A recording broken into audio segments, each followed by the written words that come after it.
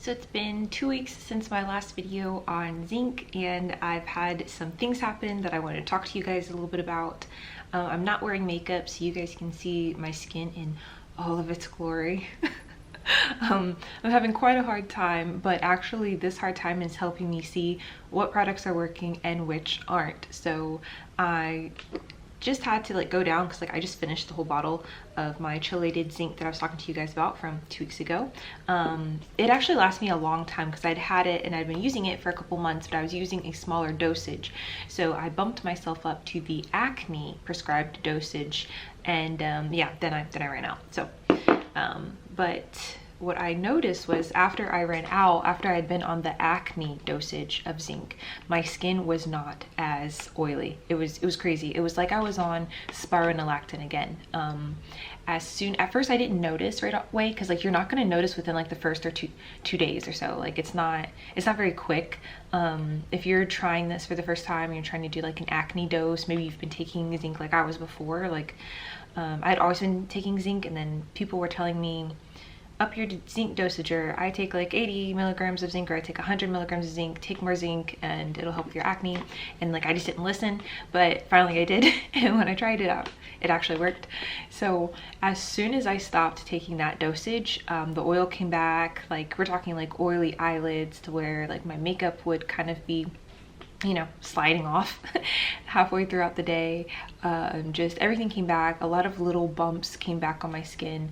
So the thing that at first I wasn't attributing it to the zinc, because at the same time that my zinc was running out, my MSM was running out, and so I had to lower my zinc or my MSM dose to only a quarter of a teaspoon a day for 2 or 3 days until my new jar of MSM came in. But MSM does nothing for your oil or your sebum levels. While it will bring out breakouts, it's it's these types of breakouts. And so it's funny, I got one of these pimples. Hopefully you guys can see it. It's red, it hurts, and it's usually on I guess hormonal acne area, so it would be on your back or on your chin. So I got that one, and then I had another pop up right there. So it's I could see where I was getting the, oh crap, you're not taking enough MSM type breakouts, but also other things were starting to come back as far as the oil. My oil was coming back in before I had, when I was on the zinc, it was actually going away. I was having finally normal feeling skin, and I wasn't having as many blackheads and things like that. So definitely the zinc was helping me way more than I knew it was. But there are different types of zinc, and so I wanted to make a video and talk about those different types of zinc. So the zinc I was using was zinc glycinate, and it's chelated. Chelated just helps it get into your bloodstream, because the bioavailability of regular zinc is really, really low, kind of a lot like vitamin C, a lot like glutathione. Are you guys seeing the trend? Are you seeing the trend? So yeah, chelated just lets it get into your bloodstream. So the glycinate, I mean, it was helping, it helped with my sebum levels. But if you look online, people who are doing these acne studies, they're using usually primarily 2 different types of zinc. They're either using zinc gluconate, hopefully I said that right. This is one of the cheaper zincs, so you're probably gonna like the zinc gluconate versus this glycinate. Well, I don't know if it's because it's chelated that's more expensive, or if it's because it's the zinc glycinate, but I noticed prices for zinc gluconate were significantly lower, half the price, but for the same amount of zinc. Also, zinc sulfate also is, so if you were to look it up, everywhere says if you have acne, the best zinc to use for that is zinc sulfate, but obviously other types of zinc help too, because this one definitely was helping me. But supposedly zinc sulfate is supposed to be even better. So if you just want to go straight to zinc sulfate, then that would make sense too. But zinc gluconate, there are many studies of people using that for some of the acne studies as well.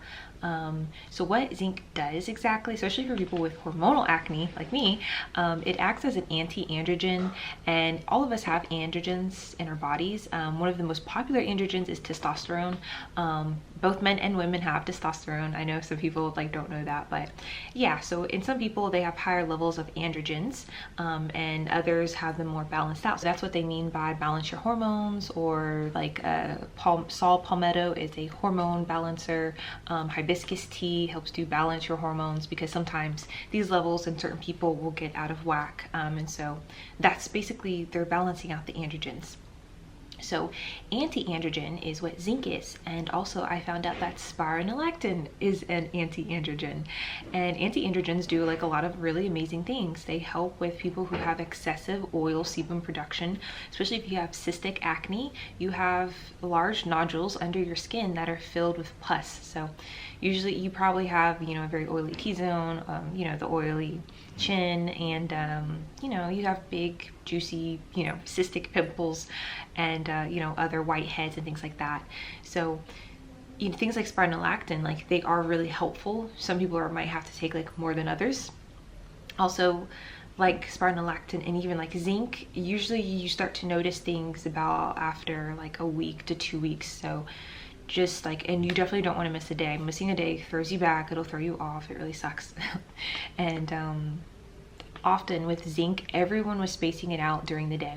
So if you want to take zinc 3 times a day, break up your dosage, a little in the morning, a little in the afternoon, a little at night, or break it up into 2. But this is not a once a day type pill. You want to make sure that you are, you know, basically have around the clock coverage, especially for if you have really, really oily skin and you're trying to keep that under control. Other things like, so if you have like excessive androgen levels, some women have like PCOS. This is, you know, one of the byproducts of lots of androgen.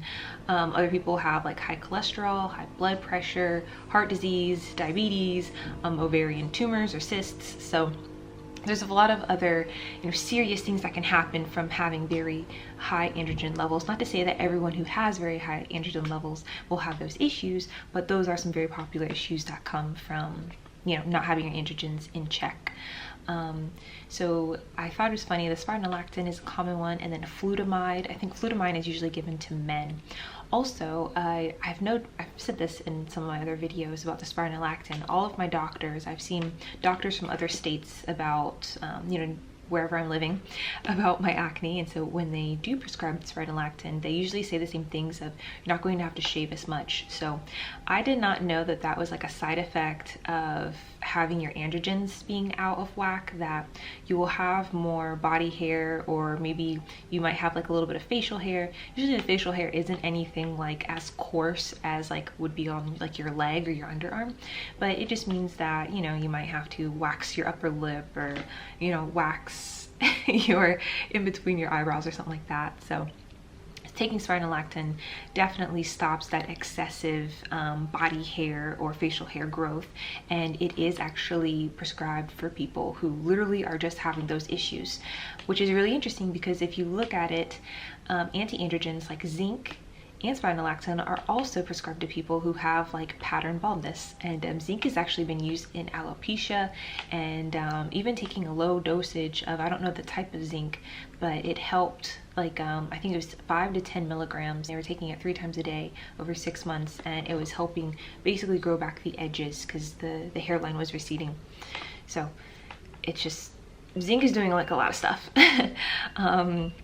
So yeah, you have the issue of the excessive body or facial hair, which is, I guess, a side effect of just having your hormones be out of whack. And then the whole alopecia and zinc thing was really interesting. And so out of that study, there was like a large amount of people who actually had their hair start to grow back. I think it was like 60%. But you have to be careful, because if you overdo it with the zinc, if you're taking too much zinc, it'll actually do the exact opposite. So whereas zinc can help you with your hair growth on your head anyways, like on your body, obviously it's an androgen blocker, so it'll help you not have to, like, you know, shave as much. If you're trying to grow a beard, you would not want to take an anti-androgen. So yeah, but it definitely is like just for stuff like on your body, not necessarily your hair. I was on spironolactone for many years, and while I did not have to shave my legs as often, after I got off of it, I definitely had to, like every day again. But my hair still grew out on top of my head, and yeah, So don't worry about that. Your hair on your head will still grow, but if you are taking too much zinc, it'll actually work against you, and it'll do something where your hair is in, there's different phases of hair growth, and you'll be in, I think, the third phase longer, which is the phase, it's the phase of shedding. So if you're taking too much zinc, we'll talk about what happens when you take too much zinc, but I just wanted to throw that out there that it can actually go both ways. So zinc sulfate and the zinc gluconate, we already said those are both very helpful with acne, but like I said, I was on the glycinate and it still helped some. So maybe I just ordered a new bottle and it's going to be of a different type of zinc. It's going to be the gluconate because that one is pretty cheap. So if I can get away with using gluconate instead of doing the other one, I would love that. Because like this bottle was like $16 to $17 versus the new bottle of the gluconate is only going to be like $8. So we'll see how that works, and then I'll come back and tell you guys what happened. But be careful if you're doing the zinc sulfate. The dosages are different, so I found some stuff on it. It was still a little confusing. I'm not using zinc sulfate, so basically 220 milligrams of zinc sulfate equals 50 milligrams of just basic regular elemental zinc. So I'm assuming it's going to seem like you're taking more of zinc sulfate, but in reality it's equal to 50 milligrams of elemental zinc. I'm not really sure. Zinc sulfate has some type of, it's like zinc made out of salts. I don't completely understand it. Like I said, I'm not taking zinc sulfate, but if you are, then you need to do some research on figuring out the dosage. But for being on the zinc gluconate, I'm going to be taking just 100 milligrams a day, and broken up in 50 milligrams in the morning and 50 milligrams in the evening. That is a large dose. That is the acne dose within the prescribed 80 milligrams to 154 people who are suffering from acne. So you have to have like mild to severe acne, not just like some breakouts sometimes. So that's just gonna be the dosage I'm on. Before, when I was taking the zinc glycinate, before I would see actual like a change in my sebum production and my oily skin, I had to take like 130 milligrams. So I'm wondering if because this was glycinate, that's why I had to take a little bit more, and I might be able to get away with just 100 milligrams of the gluconate for acne, but we'll see, because there just weren't any studies of the glycinate and acne, so there might be a reason for that. I don't know. Obviously you guys know zinc helps with your immune system and boosting it, and even if you were to get sick, you'd be sick like even like shorter of the time period. I think it reduced it by like 30%, which was very interesting. One of the things that I did not mention in my other video, but I pinned someone's comment, was you need to take zinc with food. It will make you feel nauseous. A lot of people have had the side effect of throwing up after taking zinc. You do not take zinc on an empty stomach. So make sure you've eaten your breakfast and then you take your zinc. Make sure you eat your dinner and then you take your zinc at night, because you do need to break up your dosages so you have around the clock coverage. But yes, please take with food. Awful things can happen if you don't take it with food, or there's some type of intestinal bleeding, and it's just, take it with food, please. I wouldn't just take crackers either. I'd make sure that, you know, you at least have gotten in your first meal of the day, and then that's when you would do your first dose of zinc. And zinc is taken better when you're not taking it with other supplements. I know for sure like iron or something else takes away from it being absorbed completely. I'm not sure what else does, but just, you know, just take the zinc and then maybe an hour later take whatever else you need to take.